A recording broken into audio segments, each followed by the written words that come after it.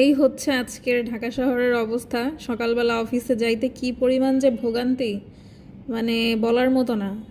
গতকালকে নিম্নচাপ হচ্ছিল, এত গরম ছিল যে মনে হয়েছে বাসের মধ্যে বসেই বুঝি মানে দমটা চলে গেল। তো সারা রাত এত বৃষ্টি হয়েছে যে এখন মানে সকাল প্রায় 9:30 মতো বাজে, এখনও একদম মানে হাঁটু পানি। আপনাদের বাসার যারা বাবা ভাই হাজব্যান্ড আছে তারা যে কত পরিমাণে কষ্ট করে সারাদিন কষ্ট করে তারপরে উপার্জন করে, কিন্তু যারা বাসায় বসে ওই রেডিমেড বাজার পেয়ে যান, ওষুধ পেয়ে যান, খাবার পেয়ে যান, তারা মনেই করেন না যে আসলে কি কষ্ট করে চলতে হয়। এখন অনেকে বলতে পারেন যে মহিলা মানুষের এত কষ্ট করার কি দরকার। এই কঠিন দুনিয়াতে মানে কেউ শখ করে এত কষ্ট করে না। ডেইলি এত কষ্ট কেউই কেউই শখ করে করে না। এখন কারো কারো দরকারটা হয়তো বা আলাদা হতে পারে।